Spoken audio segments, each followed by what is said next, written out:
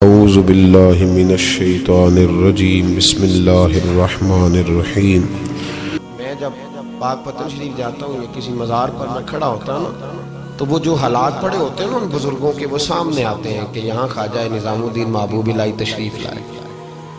دیکھیں نا اگر کوئی بندہ سوچے تو ہو سکتا ہے کہ اس کا کلیجہ پھٹنے کو آئے جب خواجہ نظام الدین صاحب کہتے ہیں کہ جو باب جنت ہے نا بابا فرید صاحب کا، کہتے ہیں ایسی باب جنت نہیں، فرماتے ہیں جب بابا صاحب کا وصال ہوا تو بابا صاحب وہیں لیٹے ہوئے تھے جہاں آج ان کی مزار ہے، اور ان کے سرانے بالکل جس جگہ کو لوگ باب جنت کہتے ہیں وہاں میں نے رسول پاک کو کھڑے ہوئے دیکھا ہے۔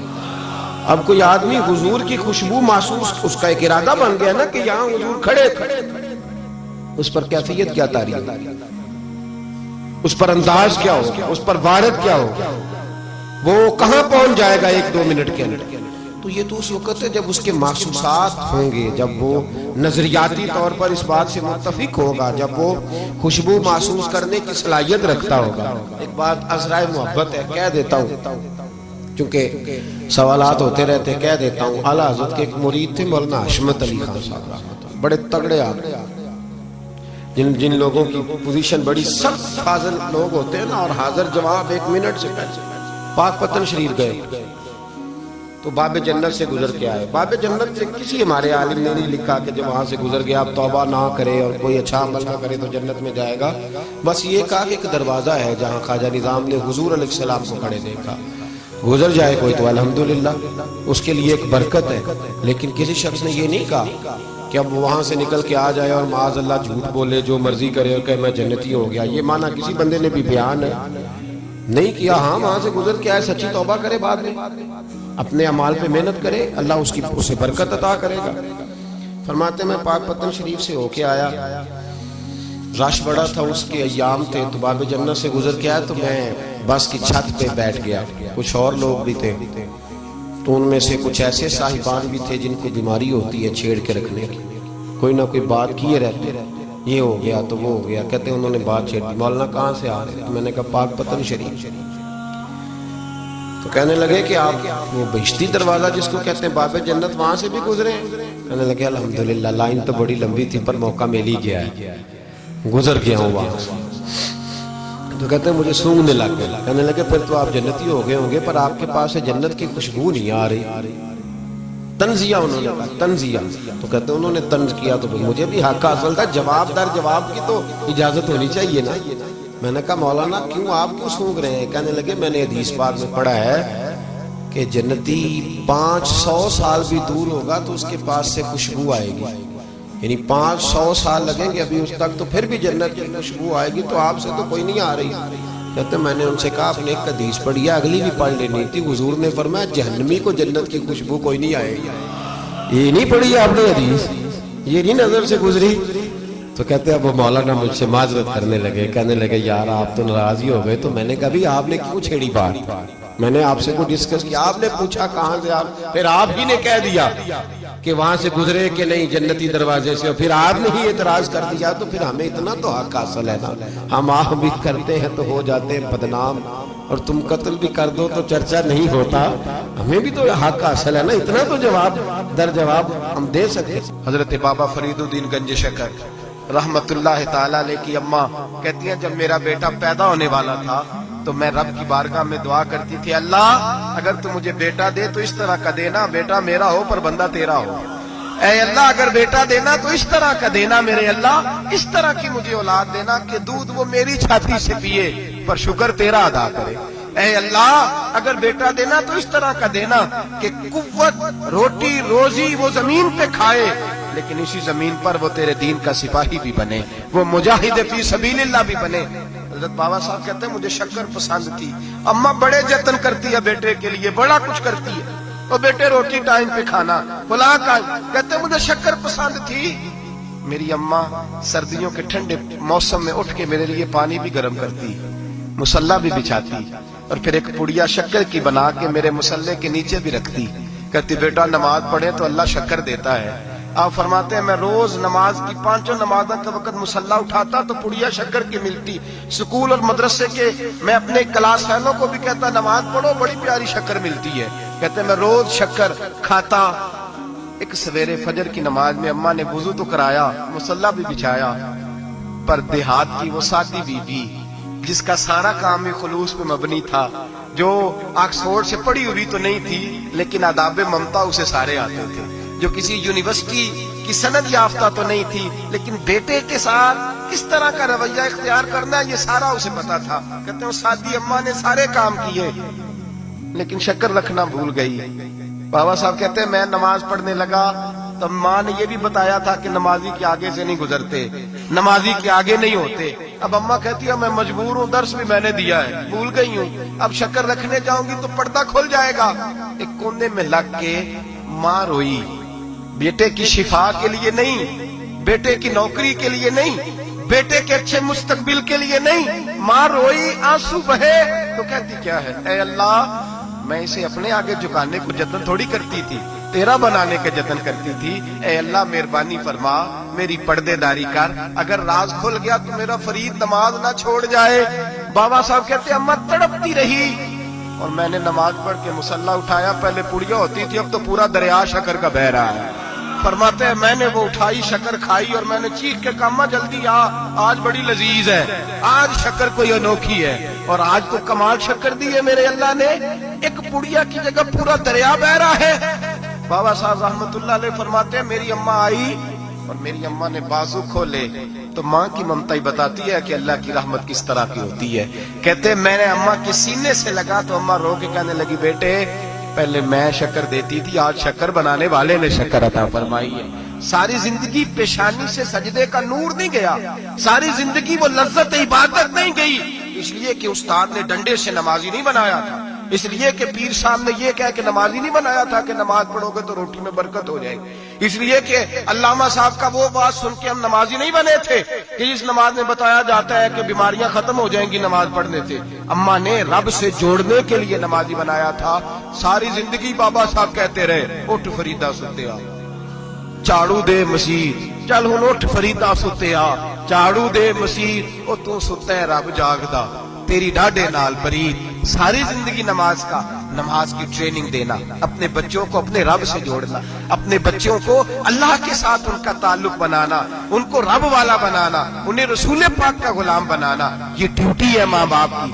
ایک بہت بڑے محدث ہیں، اتنے بڑے محدث ہیں کہ میرے نبی کریم کی مسجد نبوی میں وہ حدیث کے استاد رہے، حضرت ربیعہ بن عبد الرحمن نبی پاک کی مسجد نبوی میں حدیث کے استاد ہوئے، اور حضرت حسن بصری جو جناب علی کے شاگرد ہیں وہ بھی حضرت ربیعہ کے شاگرد ہوئے، حضرت امام مالک جو 70 سال تک مدینہ اور مکہ میں حدیث پڑھاتے رہے وہ بھی حضرت ربیعہ کے شاگرد ہیں۔ ان کے والد کا نام تھا عبد الرحمن فروغ۔ تاریخ بغداد میں لکھا ہے کہ بنو امیہ کے دور میں تابعین کے زمانے میں جناب عبد الرحمن بن فروغ گھر سے چلے گئے۔ ایک روایت ہے بچہ چھوٹا تھا، ایک روایت ہے بچہ ابھی ماں کے پیٹ میں تھا، جہاد کرنے چلے گئے۔ اس دور میں یہ جہاد ہوتا تھا کہ ایک علاقہ فتح کیا تو مسلمان اگلے علاقے میں چلے گئے، اگلا فتح کیا تو اگلے علاقے، ایک کے بعد دوسرے لوگ پلٹ کے نہیں آتے تھے۔ حضرت عبد الرحمن گئے 30,000 دینار بیوی کو دے گئے، کہنے لگے سنبھال کے رکھنا، اور جہاد کرنے نکلے تو 27 سال تک گھر نہیں آئے، اور 27 سال کے بعد آئے تو حضرت ربیعہ محدث بن چکے ہیں، مسجد نبوی میں حدیث کے استاد ہیں، بیٹا بہت بڑا شیخ بن گیا ہے۔ واپس آئے، ہاتھ میں نیزہ ہے، کالی داڑھی تھی ساری سفید ہو گئی، وجود بڑا تگڑا تھا، کمزوری آ گئی، آئے نیزہ پکڑا ہوا ہے، گھوڑے پہ بیٹھے ہیں، مدینہ منورہ میں گھر ہے، دروازے پہ دستک دی، حضرت ربیعہ نے دروازہ کھولا، اندر داخل ہونے لگے تو کہنے لگے بابا تو کدھر گھستا آ رہا ہے؟ کدھر؟ اس نے کہا تو پیچھے ہٹ، تو میرے مکان پہ کب سے قبضہ کر کے بیٹھا ہے۔ بات تیز ہونے لگی، آواز تھوڑی بزرگوں کی بلند ہونے لگی تو اندر سے زوجہ نے سن لیا، وہ دروازے کی اوٹ سے دیکھنے لگی تو پہچان گئی، کہنے لگی ربیعہ پیچھے ہٹ جا، یہ کوئی غیر نہیں ہے، تیرے والد گرامی ہے، یہ تیرے والد ہیں۔ اندر آئے، باپ بیٹا ملے، عصر کی نماز کا وقت ہو گیا، بڑا روئے، 27 سال کے بعد باپ لوٹا، 27 سال کے بعد بڑے روئے۔ نماز کا وقت ہوا تو حضرت ربیعہ جلدی سے وضو کیا، مسجد نبوی شریف چلے گئے۔ جناب عبد الرحمن فروغ نے ابھی کھانا وانا کھانا تھا، کھانا کھانے بیٹھے تو حکم دیکھے شوہر کیا کرتا ہے، یہ نہیں پوچھا کہ 27 سال حال کیا رہا، پوچھنے لگے میں تجھے 30,000 دینار دے گیا تھا وہ کدھر ہے؟ تو زوجہ کہنے لگی کھانا کھا لو، عصر کی نماز پڑھ کے آؤ پھر بتاتی ہوں پیسے کہاں ہیں، آپ کی رقم بڑی اچھی جگہ پہ محفوظ ہے۔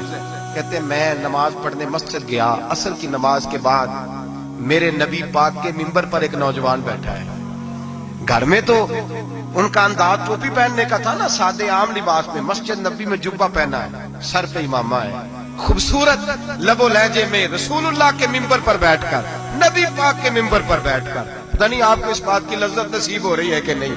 आम जगह नहीं, नबी पाक के हुजूर के मिंबर पर बैठकर नबी पाक की हदीसें सुना रहे हैं। इतना बड़ा मुकद्दर। कहते हजरत इमाम मालिक जैसे लोग, ख्वाजा हसन बसरी जैसे लोग कागज कलम लेके हदीसों की समाअत कर रहे हैं, उनसे दर्स ले रहे हैं। जनाबे अब्दुल रहमान कहते हैं मेरी नजर उठी, कुछ बूढ़ा हो गया था, कुछ उस वक्त वो टोपी में सादे लिबास में थे, पहचान ना पाया।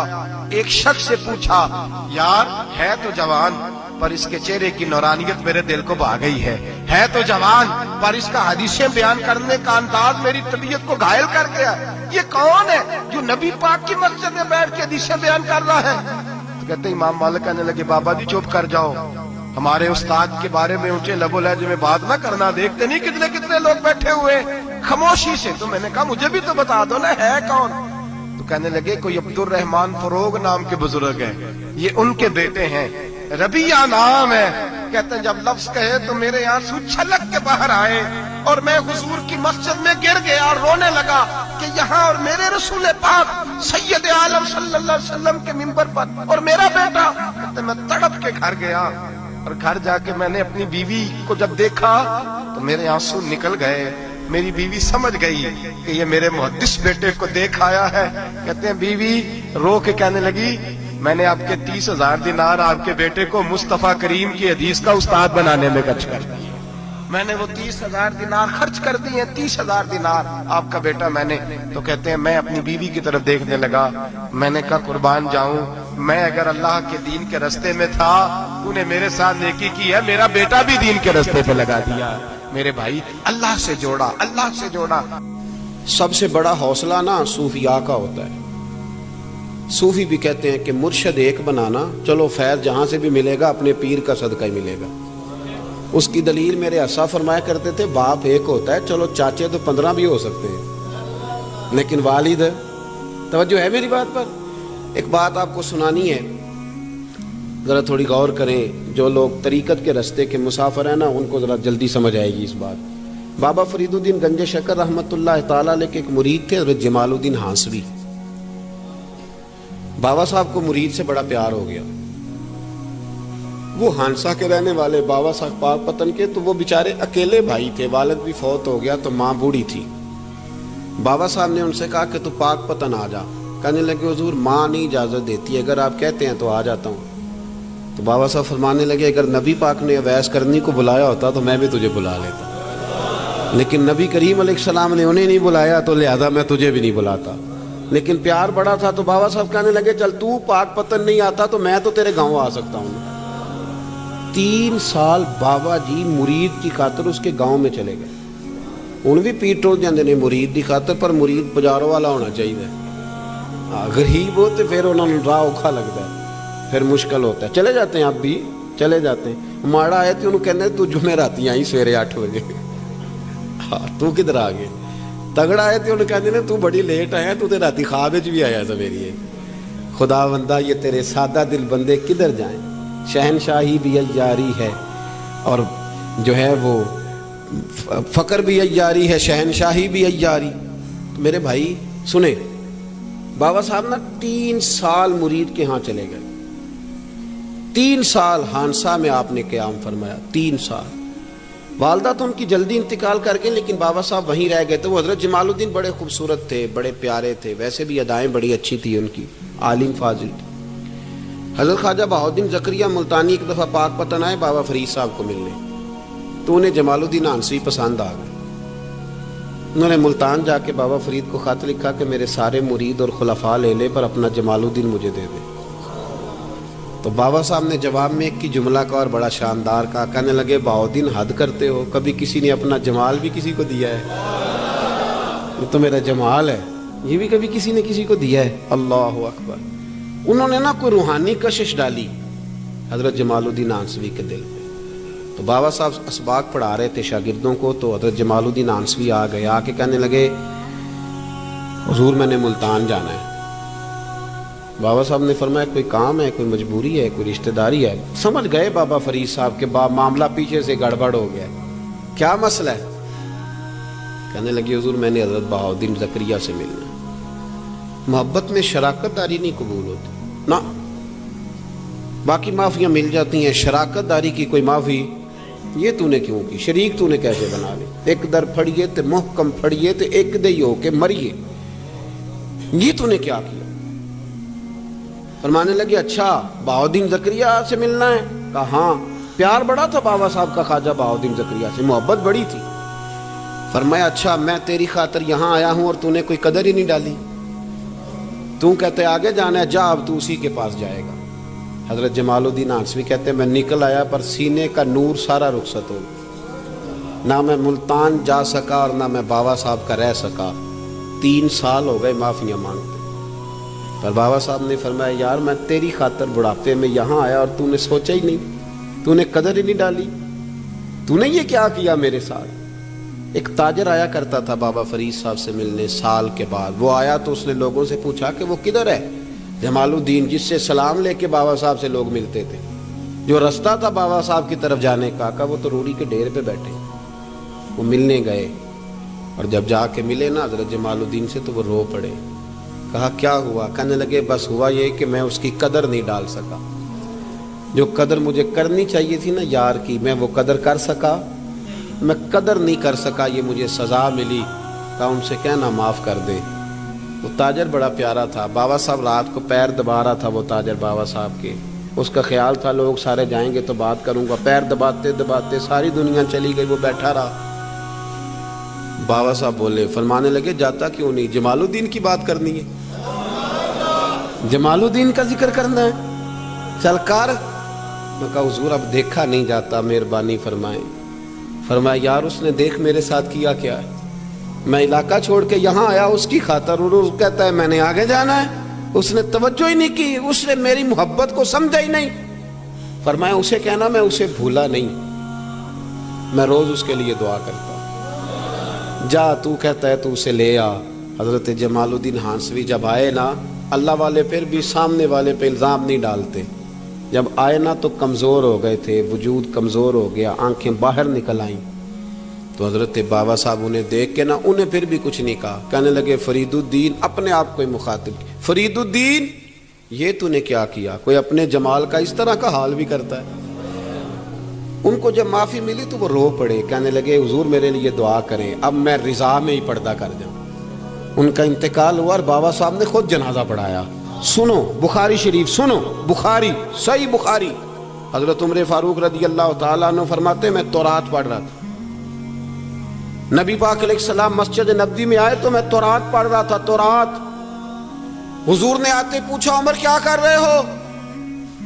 या रसूल अल्लाह सल्लल्लाहु अलैहि वसल्लम तौरात पढ़ रहा हूं जो हजरत मूसा अलैहिस्सलाम पे नाजिल हुई, अल्लाह की किताब। नबी करीम अलैहिस्सलाम हजरत उमर कहते हैं कभी मुझसे नाराज नहीं हुए, पर आज हुजूर नाराज हो गए, चेहरे पे जलाल आया।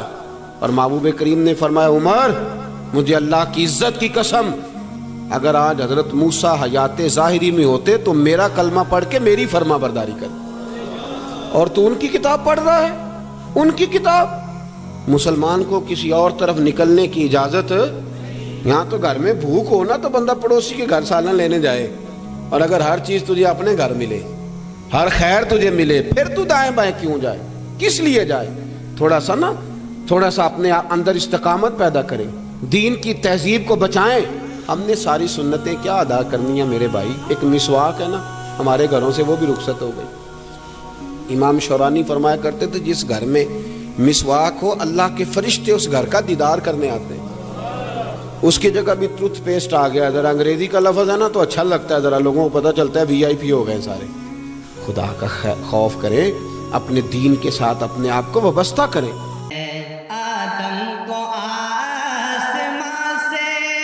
धरती पे लाने वाला, ईसा को आसमां तक जिंदा उठाने वाला, हर चीज पर है कादिर, हर चीज पर है कादिर, हर शय का वो खुदा है,